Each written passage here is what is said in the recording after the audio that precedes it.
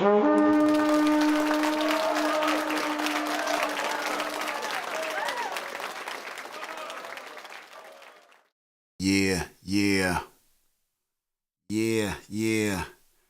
I'm a hustler, baby. I'm a hustler, baby. I know heartbreaks, setbacks. Bitch, if I crap out, I'm sure I'ma get back. I've been through the ups and downs, you know I get around. So to me, it's all a part of the game. Make money, make money. When shit hit the fan, we'll take money. Southside, back again to get that rap with you, that chat and sip recap with you of that good Power Book 3, Raising Kanan, Season 4, Episode 6, entitled The Price of Fame. Welcome to Like a Criminal. I am your humble and most honorable host, Real. And this little fella right here,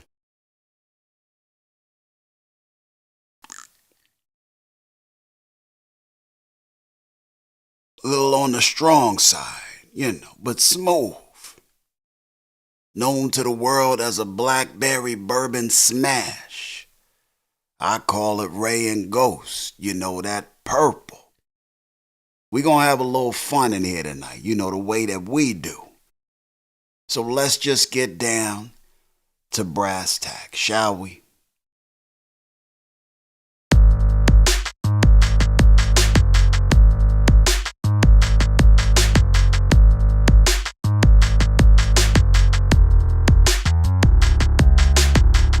Like a criminal, like a criminal, like a criminal, like a criminal.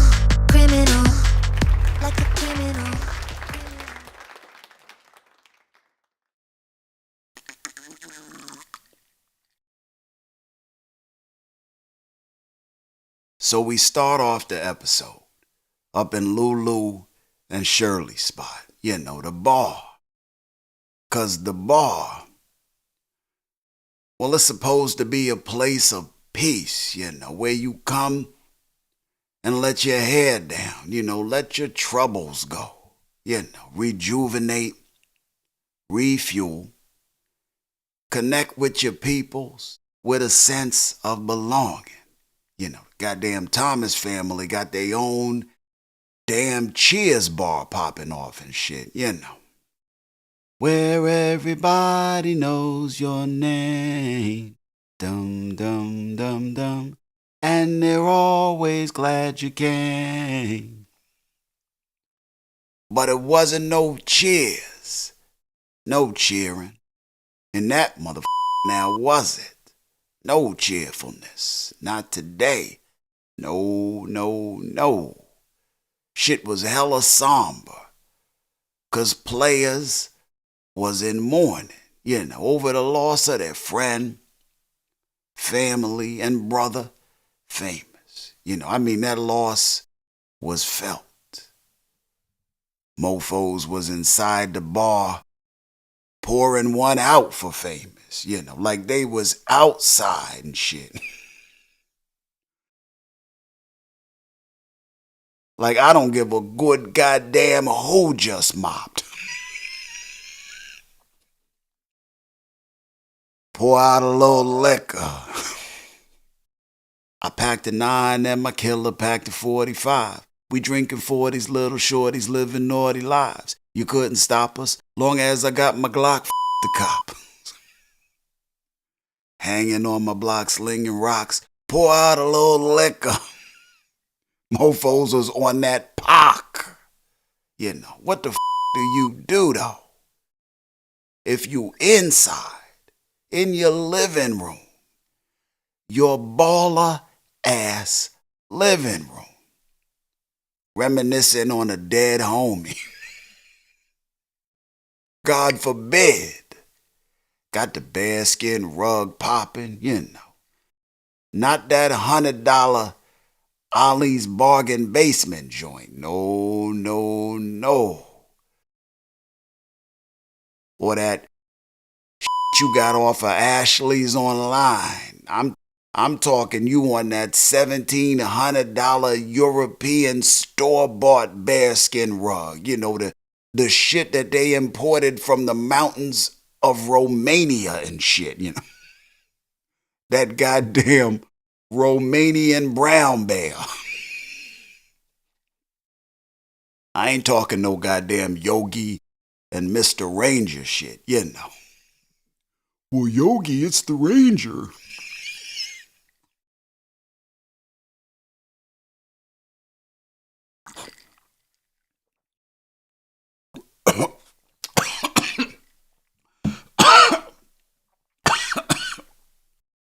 Shit, it's been a minute, y'all.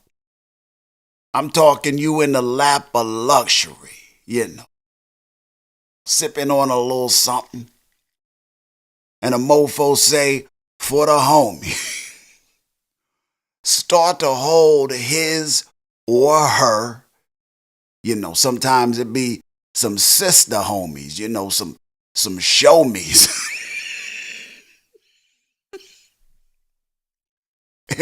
It be some dead show-me's.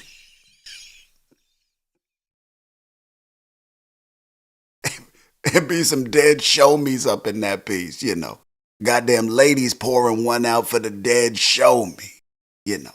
Anyway, a mofo got they drink up at goddamn half-mast. Do you say the bear? You know, do you say the Romanian $1,900 bear? And ain't the bear, whoever crib it is. You know, I don't know. I just need to know what's the protocol for honoring a dead homie, you know, when you inside.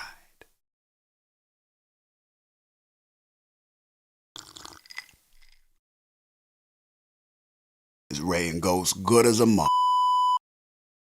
I digress. But I do wonder who cleaned that shit up later, you know, and how late was later. I'm sorry. Back to the story.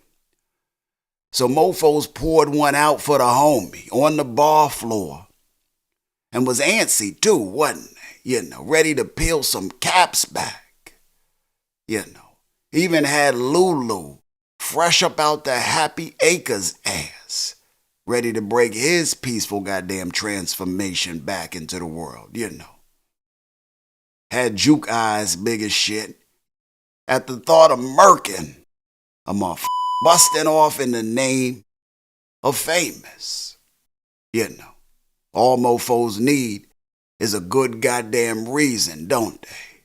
Shit, I'm sure Fame Mama might have been there too mentally, physically.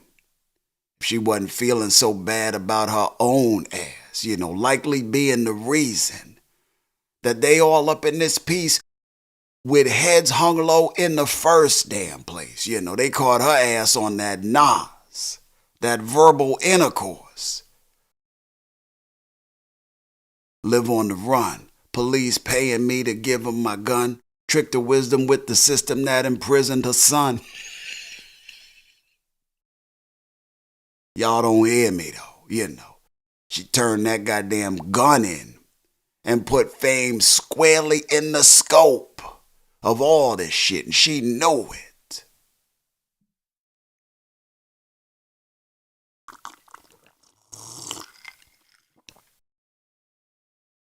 Meanwhile, out in Jersey, Unique get to approaching Phil Russo, you know, as he was pulling up to one of his spots, one of his places of business. Fella was camped out like it was Black Friday and shit, you know, before everything was online. And he tell Phil Russo he got his thing in action, you know. Russo tell his shit. Russo tell his ass it ain't looking too sweet for him right now, you know. Said Rock looked like she got this shit hemmed up. Unique hit Russo with that shit. Said he was on Rock's ass. all her shit up, her operations is taking mad L's right about now, according to Unique. Connection made with the connect check. Product in hand by way of jokes, no doubt. Check. Competition shook up, discount, double check, Told Russo he was putting shit down. Said his shit was in play. He like, I'm past the planning phase. This mofo was executing. He like, all I need is money and muscle, And to know that when we go up against Stefano and Rock, that Jersey got his back, got on that Latifah. That give me 5 on the black hand side. Now tell me who got my back? Jersey got your back. I'm saying who got my back? Jersey got your back, thank you. As I come back into the beat, give a shout out to my brother LANCE up in heaven, chilling, resting, watching over me. You too good to be forgotten. Y'all know what the I'm talking about. Told Russo that he wanted him to give him 5 on the black hand side,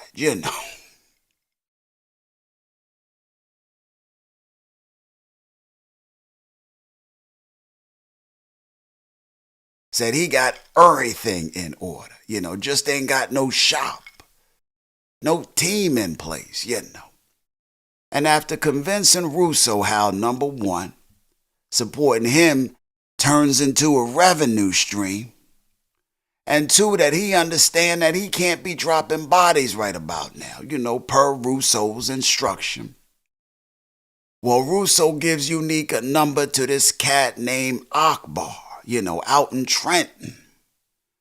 Put him down with some good Jersey brothers,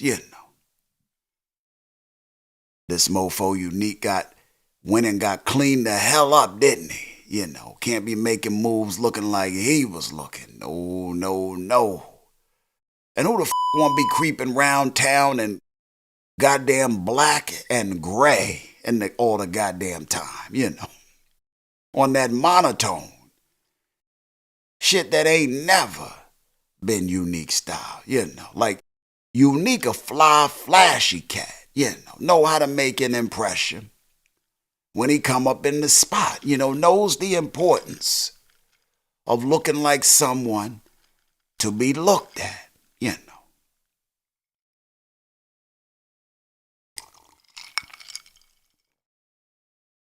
And he go and see some old associates, This mofo went and got flyed up, didn't he? Went in one building, one storefront. Came out with all the shit, didn't he? This mofo got bathed, brushed, suited, and booted. Got a cut, some goddamn cloth, some tailored cloth. My jeweler at the counter laying out gold chain and medallion combo options and shit, all within a span of some hours. Clearly he had been here before.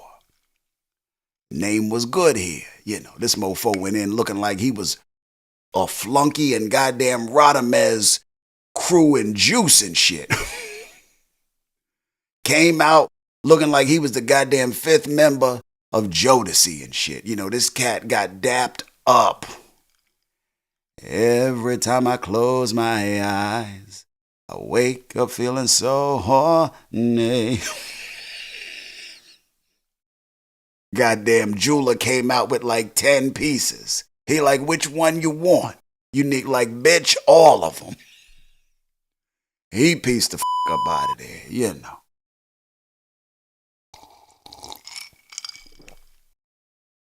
Later that night, player rolled up to Akbar's in the chromed out Blanco 740i. This mofo had that goddamn bear fur on, Had the bear fur on and all of that. That goddamn Yogi and Boo Boo. Unique was not playing. You know, this mofo had every last damn chain on he just bought. Had all the goddamn chains on. You know, I know little player neck had to be strong as a goddamn tree stump. You know, all them goddamn Nefertiti's was solid and shit, you know. As a rock.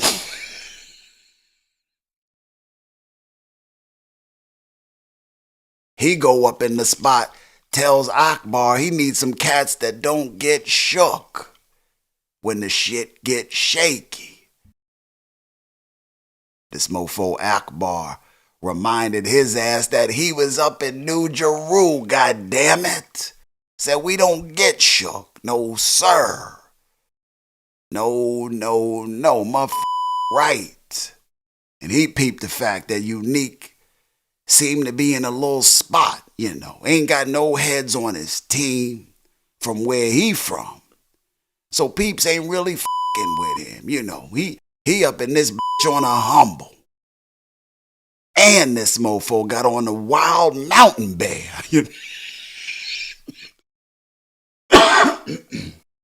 You know. This mofo got Nefertiti's on blinding his ass with goddamn science and shit, you know. So he got paper, but no hitters. Akbar tell his ass, he like, well shit, I got what you need, player. But me and mine, well, we don't come cheap. Unique ain't bad one goddamn eye.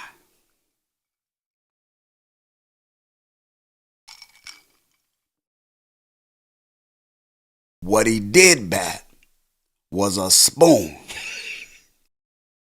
Up in Summer Rock's butter pecan ice cream.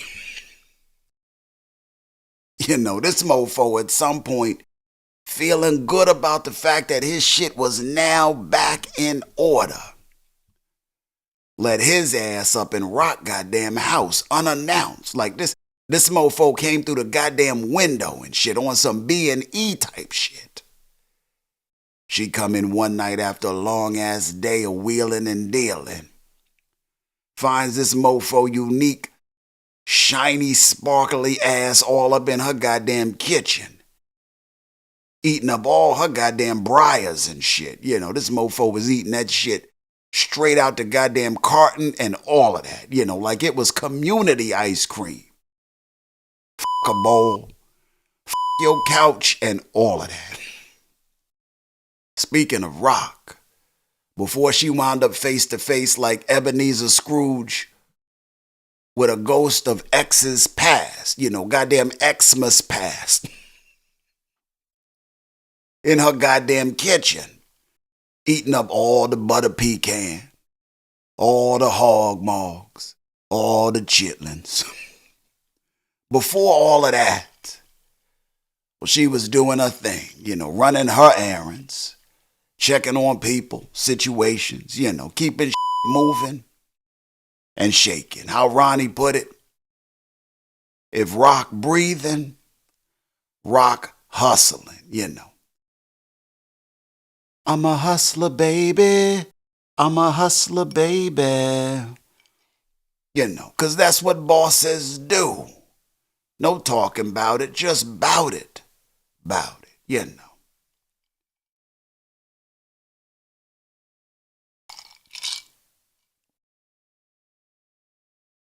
And at some point, she finds herself up in David and Terry's spot, you know, checking on they asses. Well, David's ass at least, you know, because as we all know, the brains of the brothers' operation, old Terry ass, well, he now sleeps with the fishes, you know, courtesy of messy ass Marvin. So she left to deal with David, who ain't so focused, nor drug-free, accompanied by her aforementioned big bro, messy ass Marvin. This mofo David up in the spot. Keith Murray high as hell, you know. This mofo was on one. Rock trying to remind David of how they business partnership works, like we pay you to move our product to the spots where it can be sold out of, simple premise. But y'all got our shit sitting on the docks in them trucks, not going out the door. And guess what, player? We can't eat like that. We can't have that. And while David understand all of that shit, we could really care less. Like this mofo was focused on more positive energy thoughts, like comparing paint swatches and shit, which color would work best in the office, overlaying that doo-doo brown ass color that was currently up, Doom, doom, doom, doom, doom, doom, doom, doo-doo brown, doom, doom, doom, doom. Brown, the brother that... like how many lines he could efficiently chop up and snort in 10 minutes or less from the bag of coke he had laid out on that makeshift tray he had popping. Thoughts like that. But that wasn't just the thought. This mofo wanted to know like Joe. I wanna know what turns you on. This mofo David wanted to know how much he could chop up and snort in 10 minutes, and he did it right in front of Rock and Marvin, and took a hit in front of their ass and all of that. This mofo was like,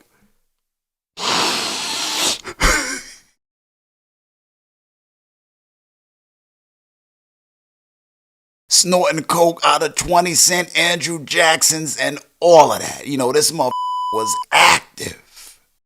This motherfucker David tell him they low on drivers. That's why the shit hadn't gone out the door yet. Tells them they need to have a mixer. A little party. So their organizations can get to know each other a little better.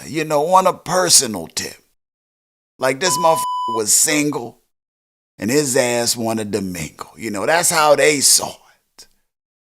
But what he really meant to say, though ineffective at saying it, was that they ain't have no drivers because nobody wanted to get shot the up, caught up in whatever new David and Terry was into,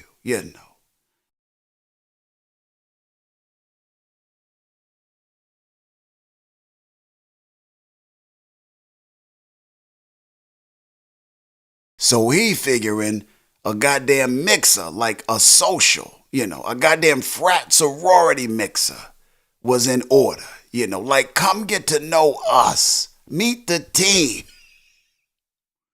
to drum up some interest. I get it. But Rock and Marvin didn't. Ain't nobody got time for that. And goddamn Marvin get to grabbing David ass up with the quickness. Told him them swatches. Said the only color his ass was gonna see was black and goddamn blue. If he don't come to his senses and get that goddamn work out of here on them trucks like he posed to. Goddamn Marvin found himself barking up the wrong tree. This motherfucker David was tickled. Told Marvin ass he didn't know he was so strong. And funny. He like, see, that's why we need to have a goddamn mixer so I could get to know this type of shit.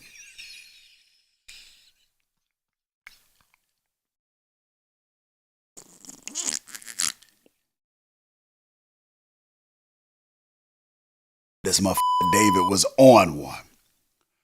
Roxy, this is going south. Quickly dials the situation back, Tells Marvin to ease up.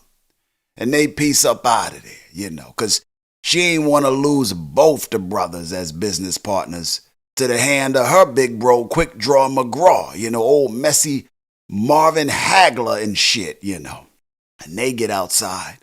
Rock give Marvin ass the business. Said now they stuck dealing with David's coked up ass, like Terry might have been harder to deal with, but at least product was flowing, No way she feel good about introducing David ass to her new potential business partner, Hafiz. That ain't looking like that's gonna happen no time soon, Told Marvin to keep David ass in line here, but don't kill him, Cause they need them damn trucks. And she piece up out of there.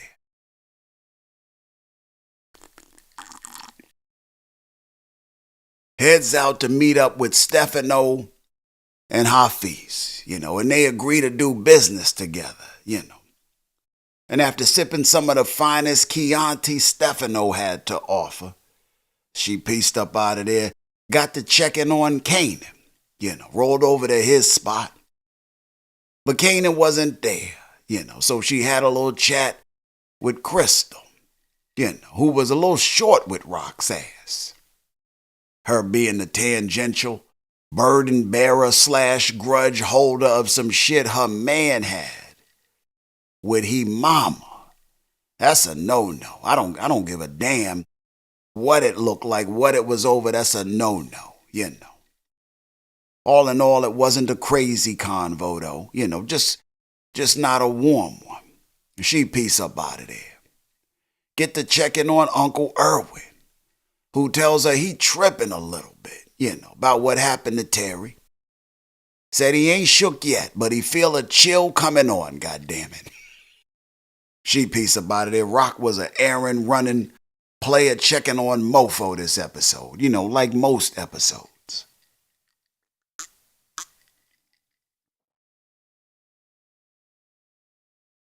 Somewhere in another part of Queens, little player Marvin, on the other hand, running errands of his own, goes to check on his mama.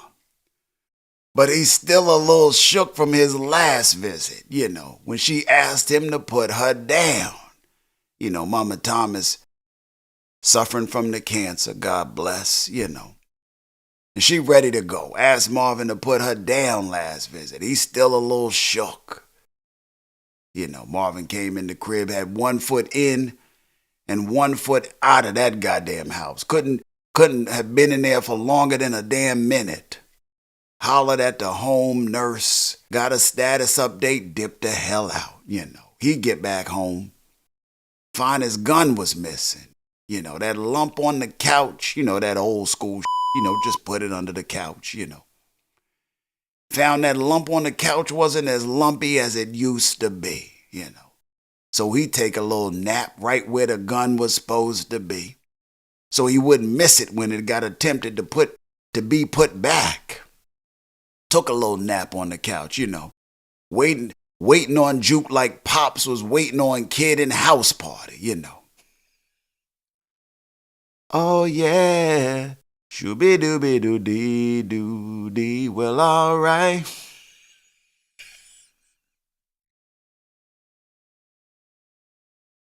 If you haven't noticed, it's gonna be some singing up in this recap tonight, Juke come in and they get a rap, minus the belt ass whipping. She told Marvin she just needed to blow off a little steam. I took your little gun. Had a little target practice of my own. This mofo Juke done found a little warehouse and shit. Got to shooting off some rounds in the city. Tearing some old ass Lowenbrow bottles up and shit. She was in that bitch tearing up some goddamn Martini, Rossi, and Asti Spumante bottles. Some old goddamn Lowenbrow bottles and shit, just smiling and shit as she getting her steam off. Busting shots and shit. Juke was in her goddamn bag with that piece in her hand, letting off.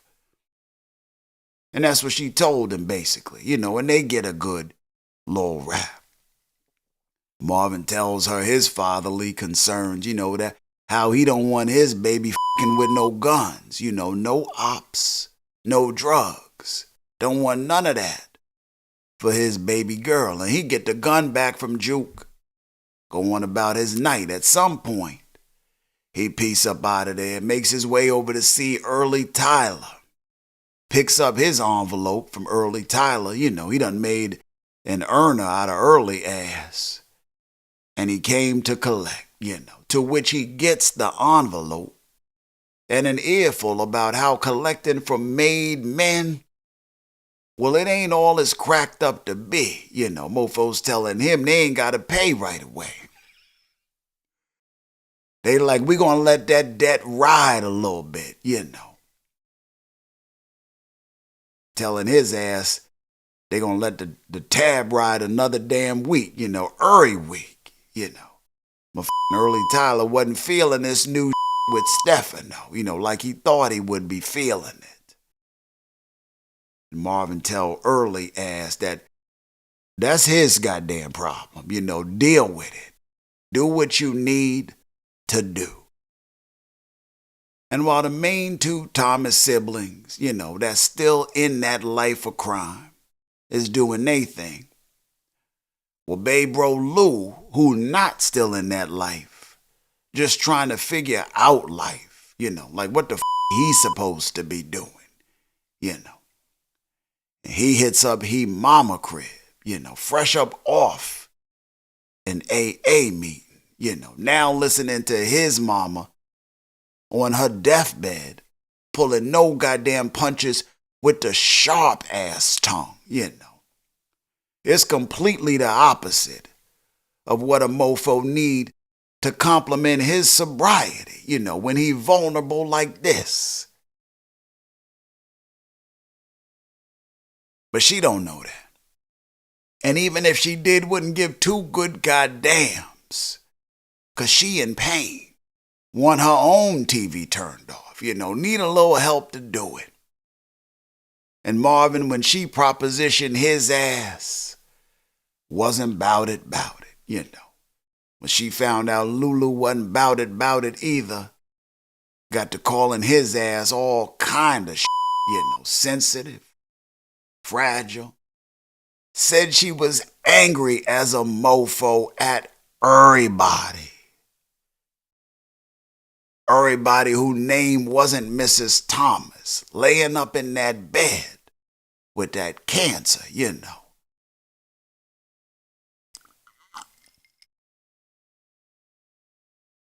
Got a little righteous.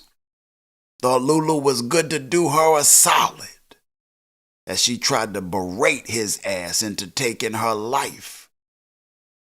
And even though this talk wasn't new to Lou, as we've established, wasn't new as a practice, routine, or standard communication ritual, she was about to have this mofo Lulu eye twitching and shit, that had this motherfucker reunited with Jim Beam, Jack Daniels, and Elijah Craig.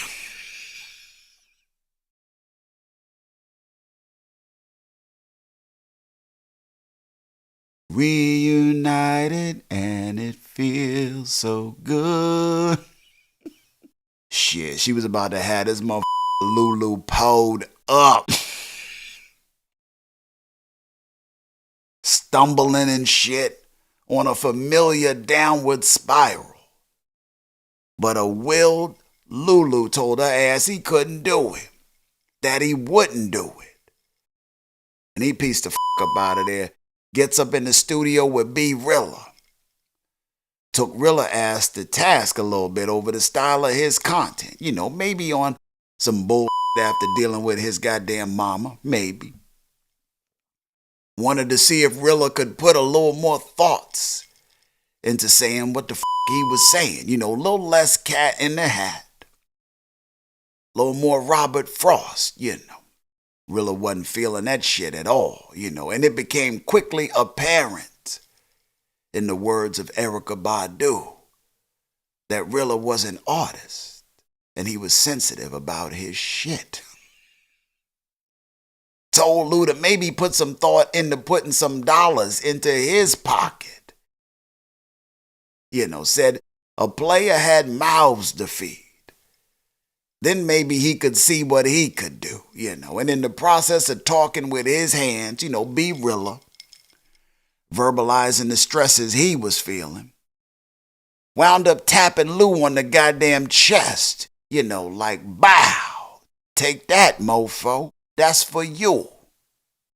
Lulu quickly pieced the up out of there, before, as he put it, did some dumb shit he might regret.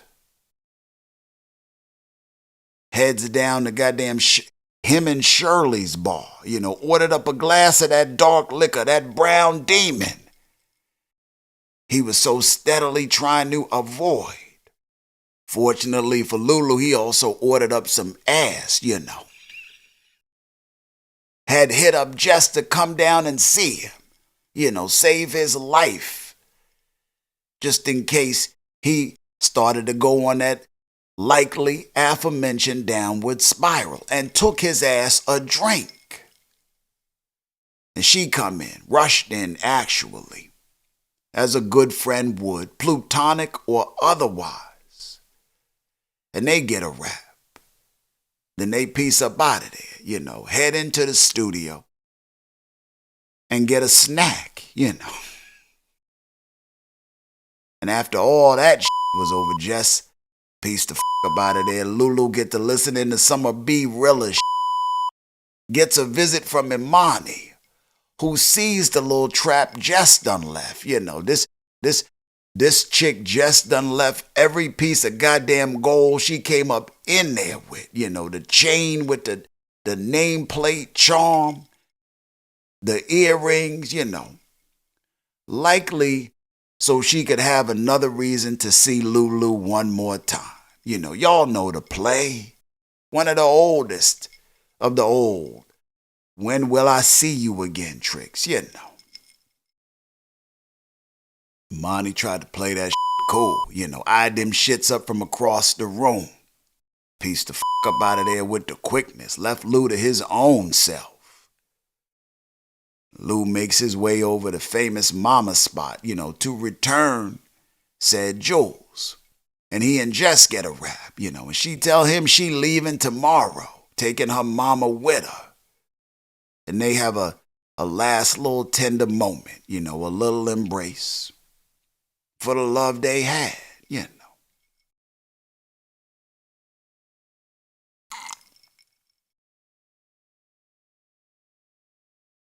Meanwhile, Lulu other half, this mofo B Rilla, trying to live his life, trying to make life work.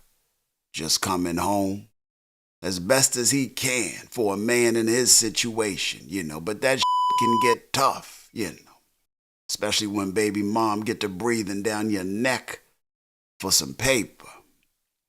This mofo B Rilla come over to his baby mom's with a damn crate of Pampers. This mofo had the goddamn 80-pack. He like, look what I got. She looked at his ass like, player please. Hit his ass with that gangster bull. She like, where them dollars at? Where them dollars at? Where them dollars? She like, I know it's hard out here for a pimp when he trying to get he money for the rent. But I need you to step your game up, B. Think bigger. Putting the pressure on B Rilla ass, just ever so gently. Nothing crazy, but enough. He piece up out of there, Makes his way over to this African cultural store, where they sell books, garments, masks, music, Look like a spot where a player could learn some shit about himself and his peoples, He come up in the spot, asked for a cat named Kenyatta. Kenyatta come out from the back and they get a rap, And B Rilla tell his ass he got this caper he might want in on, see? Told him this white cat that owned the label he signed to Well, he got a gang of cash out in Long Island, just sitting in the crib, likely with no security around that bitch either. Kenyatta looked interested as a mofo.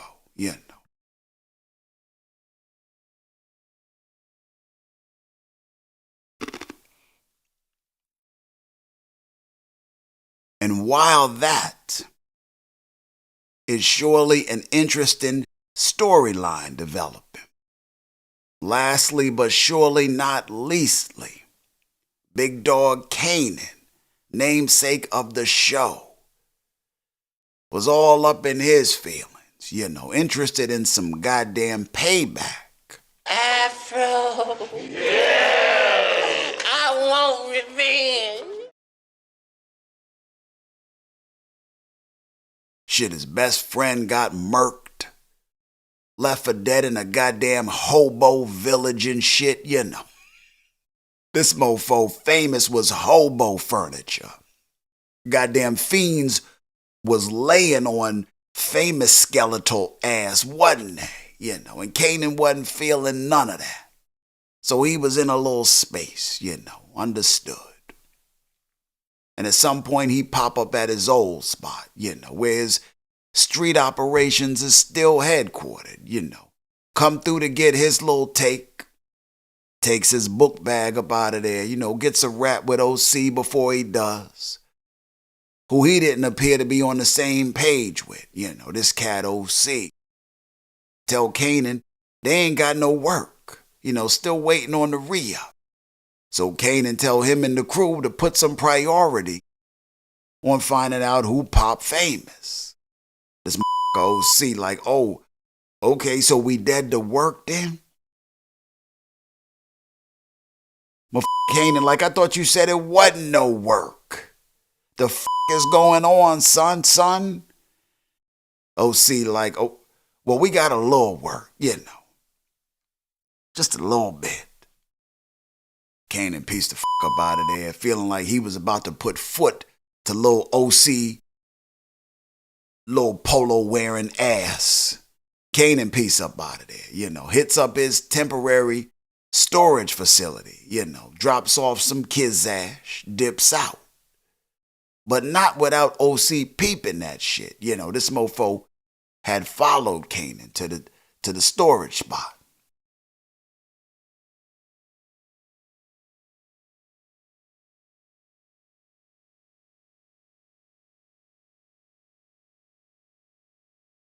Few hours later, Kanan come back by the spot. These motherfuckers had all the intel and shit. Like that shit was magic. They tell Kanan ass all the shit he wanted to know.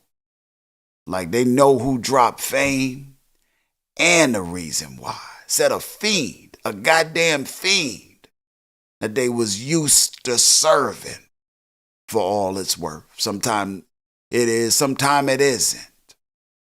Said it was Freddie Wild's crew. Said they put him down for what fame did to Freddie some time back, Kanan like, bet, that's what the I'm talking about. Goddamn Scotland Yards couldn't have come up with a quicker on a goddamn whodunit. Kanan piece up out that joint, rolls up to where them cats hang, the ones that OC and the crew pointed out, scopes them out. Decided his buck 'em down moment wasn't right now. So he pieced up out of there. Next day he stopped by Juke's crib to see if Juke was still down to ride on a mofo, And they get to riding as cousins often do, peeped them down on the ball court, shooting some hoops. Ran up on him in game mode, caught him slipping.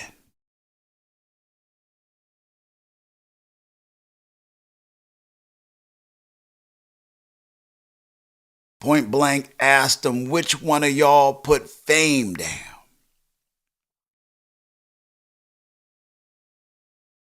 And they tell Juke and Kanan they didn't do it. Said they wasn't killers like that, Juke like, shit, y'all was pissed about what fame did to Freddie, see? And that's why y'all did it. Don't with me. And they tell the cousins that in the end, they ain't have no love for Freddie. Not like that. Said Freddie did them dirty too. So they wasn't even holding him down like that in the end. Told Juke and Kanan ass word on the street is that some dirty cops took Fame out, Said he might have known about some dirt on one or two of them. And Kanan hearing this info was starting to resonate with his ass, Plus police sirens was starting to wail like somebody had just called this little shit in. And they piece up out of there, See, Kanan and Juke wasn't in that group that was pouring one out for the homie at the beginning of the episode and this recap. See, the type of time they was on, the shit they was running with, in here, some spilt beverage wasn't gonna cut it. Not even close. Not even close.